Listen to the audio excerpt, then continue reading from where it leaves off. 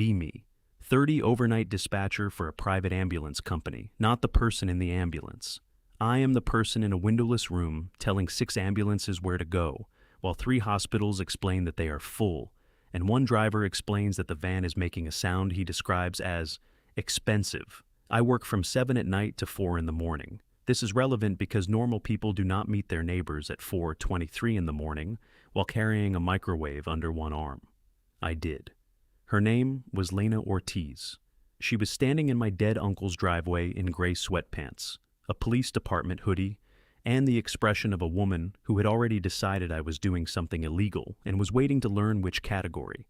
There was also a German shepherd beside her, old dog, gray around the muzzle, one ear up, one ear making an independent choice.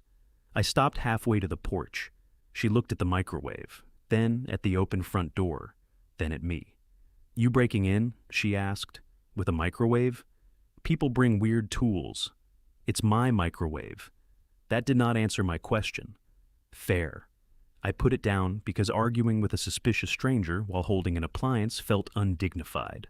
Told her I was Evan Keller. My Uncle Ray owned the place. He died in May. The estate paperwork finally cleared enough for me to move in, and apparently grief comes with a deed and 14 boxes of fishing magazines. She watched my face when I said his name. Something in hers changed, not softer exactly, less official. "You're Ray's nephew." That's what he claimed. He talked about you. That surprised me enough that I forgot to be funny. Uncle Ray and I talked twice a month, usually because his phone had started doing something communist. I had not known he discussed me with anyone. Lena pointed at the shepherd. Milo knew him?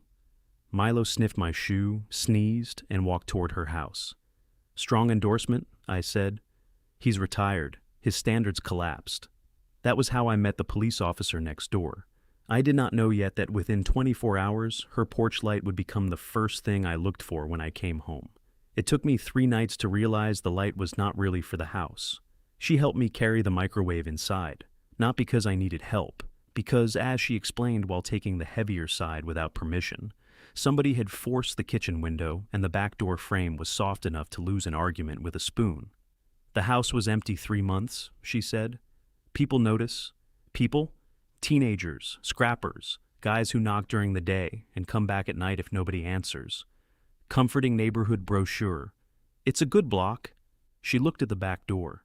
"Your door is not part of the good block."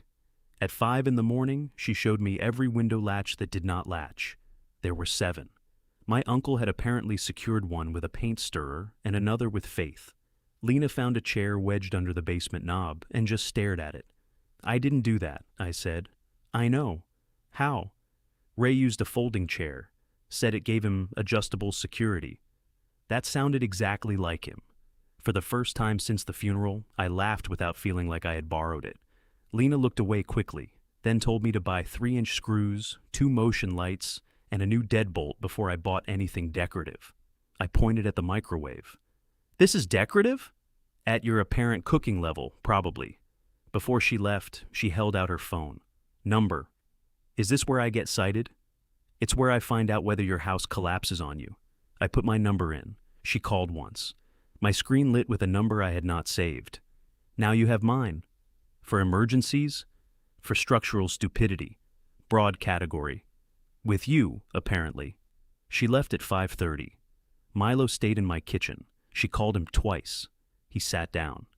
I had no dog food, so I gave him a slice of turkey from a gas station sandwich. Lena came back, saw what I was doing, and said, "Congratulations. Now he thinks you're weak." Milo leaned against my leg with all 90 pounds. "He's right." She took him home. I slept on an air mattress in the living room. While sunlight came through curtains my uncle had bought sometime during the first Bush administration. When I woke up at 6 that evening, there was a paper bag on my porch, 3-inch screws, a receipt, and a note in block letters. "You bought the wrong ones." Under that, "Milo disagrees about the turkey." I installed the deadbolt before work, installed it crooked. Lena came outside in uniform while I was testing it for the 9th time. Dark blue shirt, duty belt, hair pinned back. Entirely different energy from gray sweatpants, like the neighborhood had loaded her official settings. She looked at the lock. "It closes," I said. Eventually. That's all any door can promise. She took my screwdriver, loosened the strike plate, shifted it 1/8 of an inch, and fixed the whole thing in 20 seconds. You know, I said, this is undermining my masculine journey. Your microwave has a handle. You'll recover. Then she got into her patrol car and left. I got home at 4:12. Her porch light was on, bright yellow square in a street where every other house was dark. Lena was not outside. Milo's head appeared behind the front window as I unlocked my door. The light turned off after I went inside. I noticed because overnight dispatch trains you to notice patterns. Ambulance 12 always calls for fuel 5 minutes after passing the fuel station. County General says temporary diversion when they mean do not bring us another human being. And the police officer next door turned off her porch light 40 seconds after I got home. Next night, same thing. Light on when I pulled in. Milo at the window. Light off after my kitchen lamp came on. Third night, I tested it. Sat in my car, 1 minute, 2. At minute 3, my phone lit up with a text from a number I did not have saved. Are you having a medical event or listening to a podcast? I looked across the lawns. Her curtain moved 1/2 inch. I texted back, who is this? Milo. I saved the number as Officer Milo, then wrote, podcast. Very dangerous. Her reply came immediately. Go inside, Evan. I did. The light went out. This went on for 12 days. I never asked her to leave it on. She never admitted she was waiting. Some nights she got home before me and Milo watched from the window. Some nights her patrol car was gone, but the light was still on because she had put it on a timer. I knew it was a timer because one Tuesday I got stuck at work until 5:15 and the light shut off at 5 exactly. It came back on 30 seconds later. My phone buzzed. Timer failure. Not symbolic. I wrote, understood. Strictly electrical. She wrote, correct. Apparently my new normal was a woman turning her porch light back on and insisting it was not symbolic. Meanwhile, I learned things. Lena worked rotating patrol but volunteered for late shifts more than anyone sane would.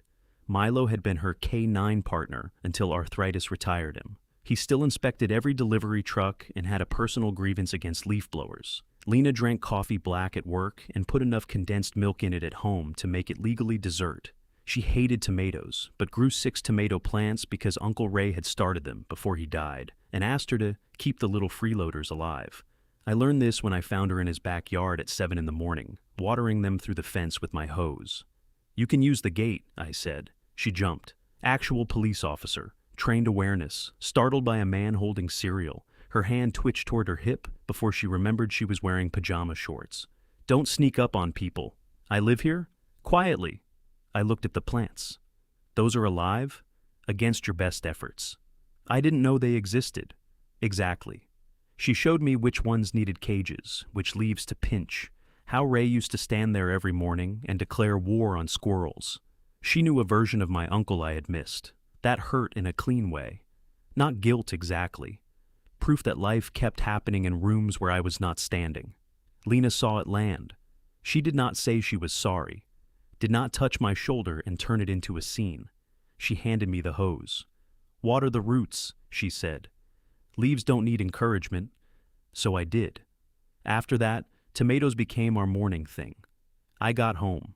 Her light went off. I changed clothes. We met at the fence while most of the world was waking up. Sometimes she had just finished a shift too. Sometimes she was about to start one. Milo lay between the gardens and supervised labor. Mrs. Alvarez from 2 houses down began walking past at exactly 7:10 every day, despite being 80 and having nowhere she needed to be. The first time she caught us together, Lena was tying a tomato vine, and I was holding the cage badly. Mrs. Alvarez stopped, looked at Lena, looked at me, looked at the tomato plant. Ray would be happy, she said, then kept walking. Lena turned red all the way to her ears. She means the plants. Strictly agricultural. Correct. We both became extremely interested in dirt. At work, my coworker Darius noticed I had started bringing actual food. Lena cooked on Sundays because, according to her, restaurants at midnight were where nutrition went to be punished. The first container appeared on my porch labeled excess rice. No significance. I returned it with breakfast burritos. The label said excess eggs. retaliatory.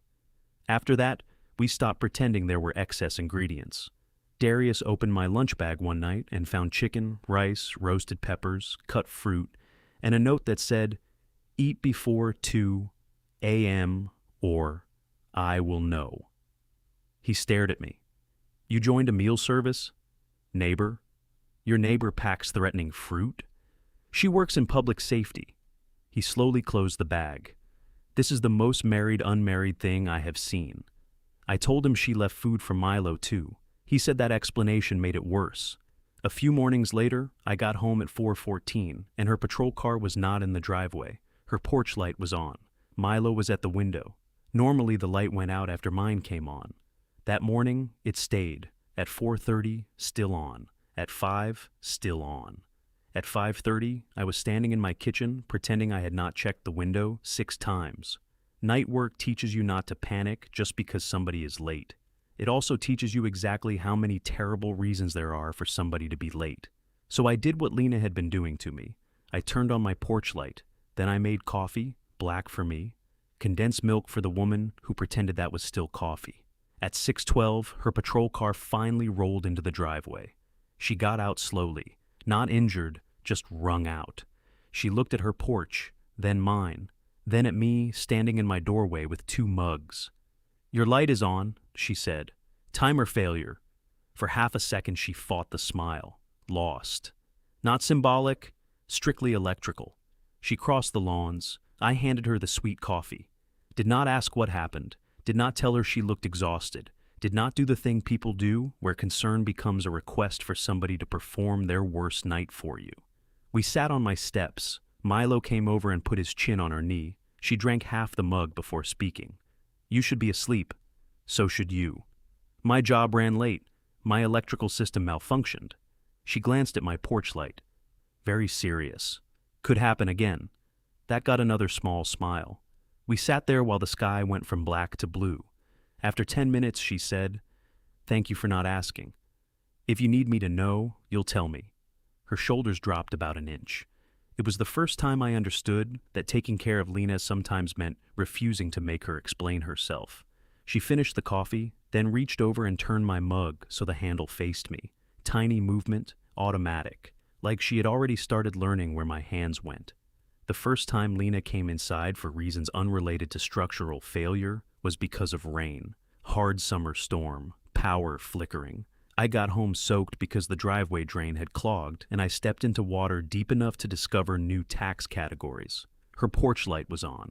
She was sitting under it with Milo and a mug, not in uniform, hair down, bare feet tucked under her on the porch chair. She looked tired enough that even her sarcasm had gone home. "You know there's weather indoors too," I said. "Milo hates thunder." Milo was asleep. Thunder cracked. He opened one eye, judged it, and went back to sleep. I looked at her. She looked at him. He presents atypically. The rain came, sideways. I invited them over because my porch was enclosed. Lena hesitated, not because she did not want to, because crossing 6 feet of wet grass felt like admitting something neither of us had named. Then Milo stood up and walked to my house.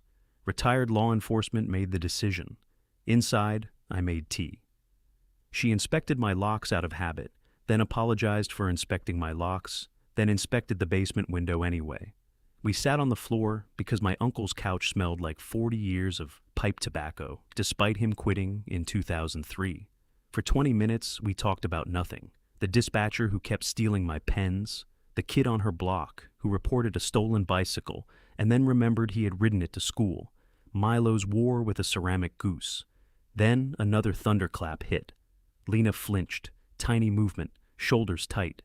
Breath stopped. Not the storm. Something else. I knew that shape. People think dispatch is phone calls and maps. Mostly it is voices arriving at the worst moment of their lives and staying in your head after your shift ends. You learn when not to ask. So, I told her about my bad call, not details.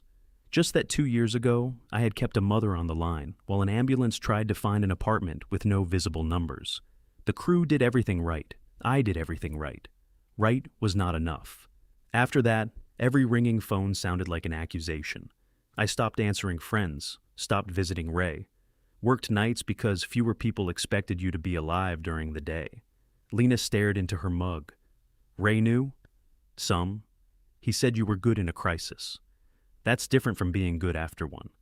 She nodded once, then told me she had answered a domestic call that week. Everybody lived, nobody was arrested. On paper, nothing happened. But a little girl had stood behind a bedroom door holding her shoes, already knowing she might need to leave fast. Lena had been seeing those shoes every time she closed her eyes. I did not tell her it was okay. It was not. I held out my hand on the floor between us. She looked at it for a long time, then put hers in mine. Her grip was strong at first. Official. Then it loosened. She leaned her shoulder against mine. Milo placed his head across both our knees like a bridge inspector, approving the load. We sat there until the rain stopped. When she left, my porch light was on. I had not turned it on. Lena stood at the bottom of my steps. You should leave that on, she said. For security? She looked at me. Sure.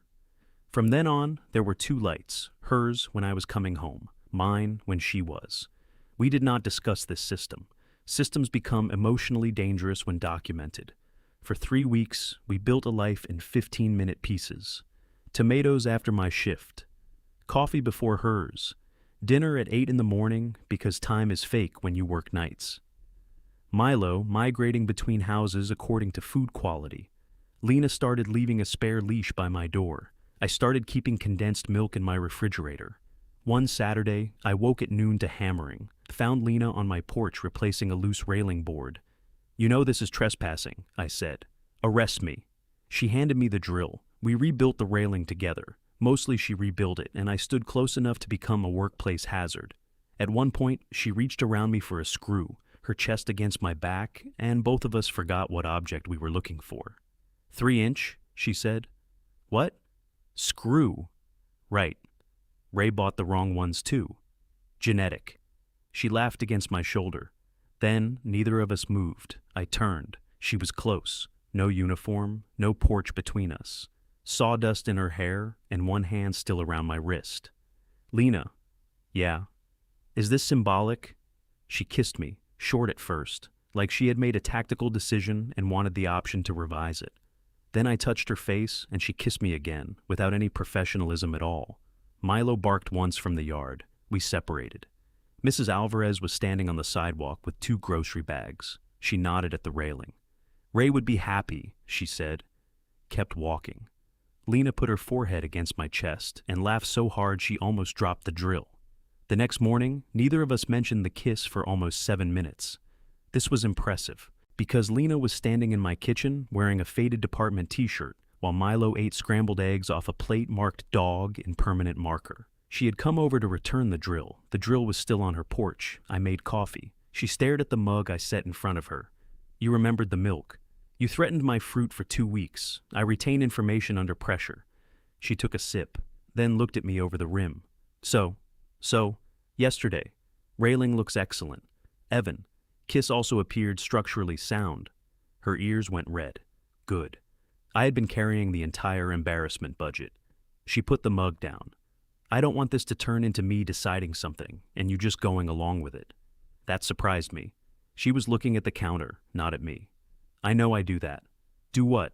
Move first, decide first, fix first.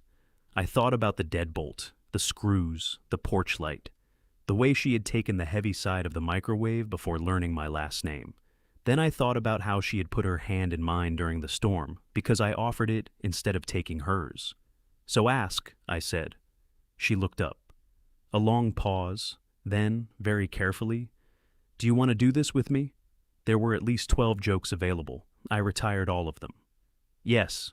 Her whole face changed, not dramatically, just enough. Okay, she said. Okay. Then she kissed me again. No tactical revision period this time. After that, we became technically not dating in increasingly indefensible ways. She knocked on my door before sunrise to walk Milo. Walk, she said. Is that a police order? No. Then ask. She narrowed her eyes. I waited. Would you like to walk with me? Very much. Halfway around the block, she took my hand. no speech, no witnesses except Mrs. Alvarez, who opened her blinds so fast she nearly created weather. 2 days later, Lena fell asleep at my kitchen table while I made breakfast. Just put her head on one folded arm and disappeared.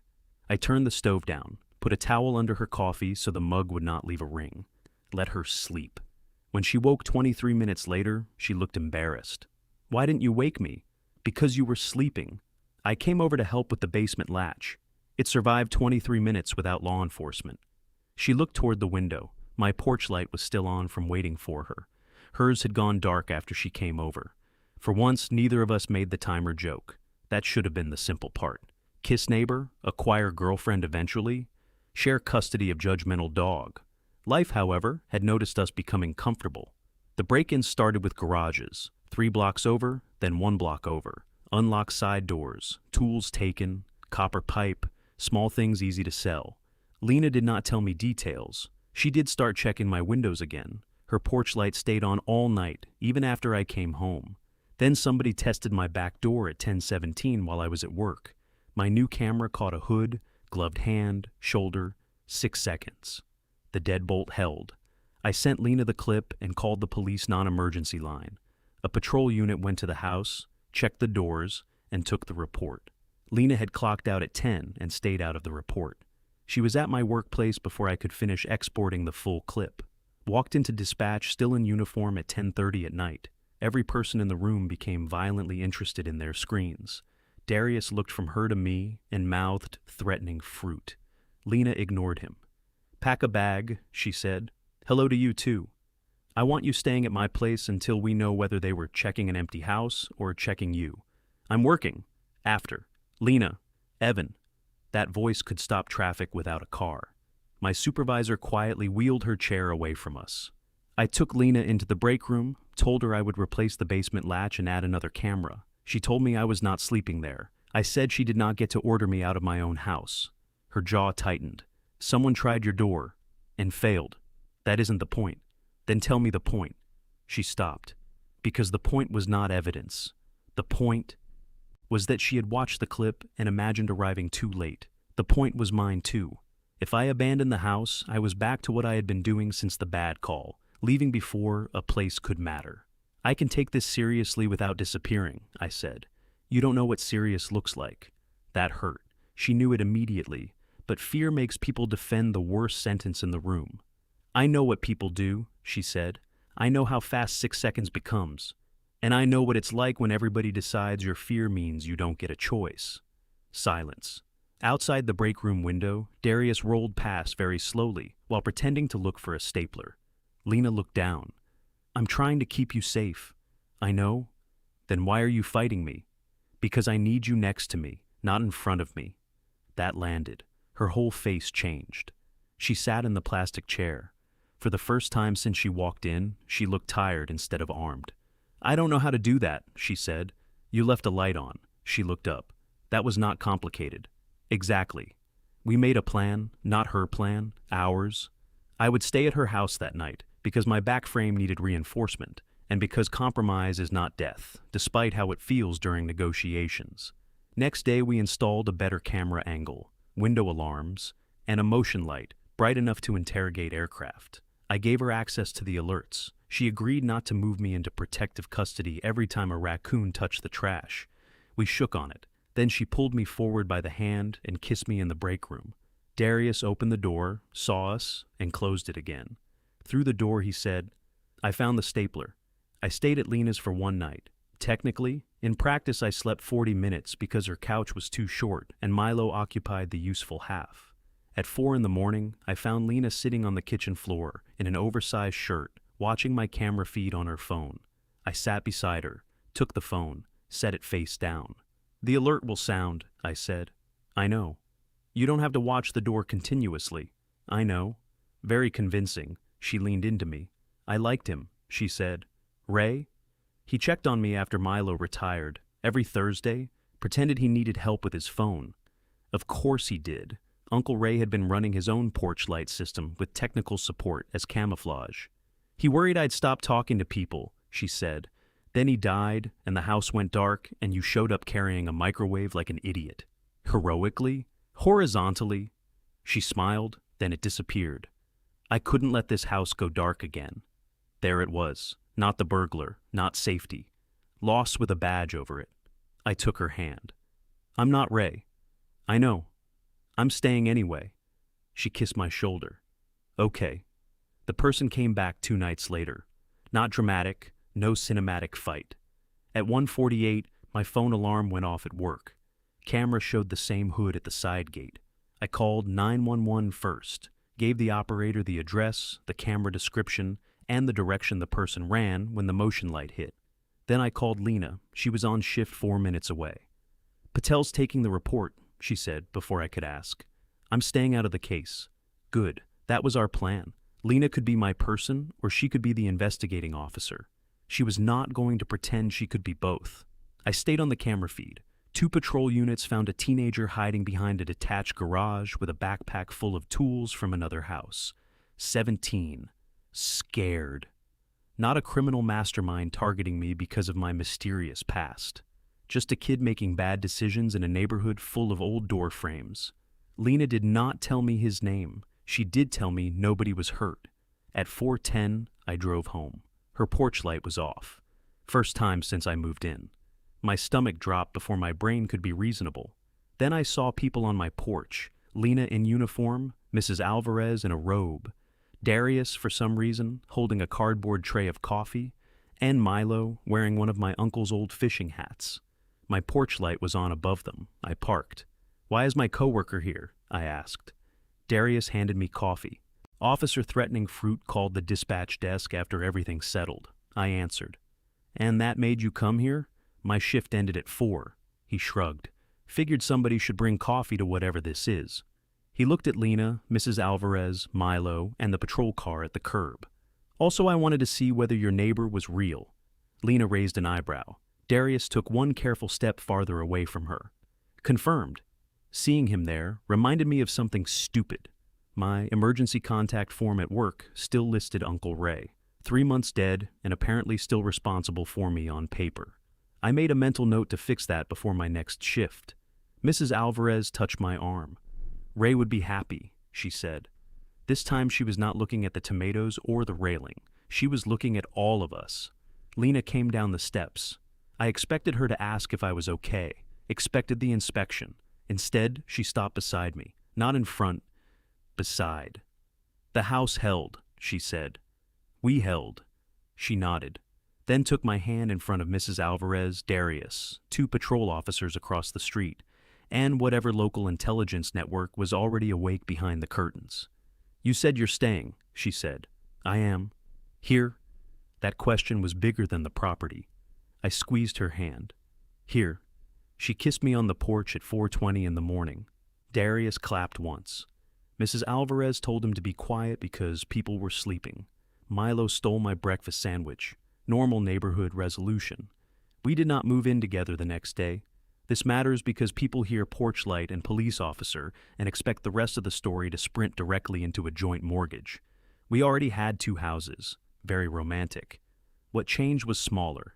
Lena stopped pretending her coffee at my house was accidental. I put a hook by my door for Milo's leash. She gave me a key for emergencies, then started defining every forgotten lunch container as an emergency. Before my next shift, I finally changed the emergency contact Uncle Ray had occupied for years. I put Darius first, Lena second. Darius found this hilarious and told her. The next morning, Lena stood behind my chair while I opened the form again. She did not touch the keyboard. She did not say a word. She just stood there. Abuse of authority, I said. Administrative oversight. You are not my administrator. Correct. I made her first. Entirely of my own free will, under conditions a jury could evaluate. The tomatoes survived. We gave most of them to Mrs. Alvarez, who accepted them like taxes. Lena and I had our first actual date at a restaurant during normal dinner hours.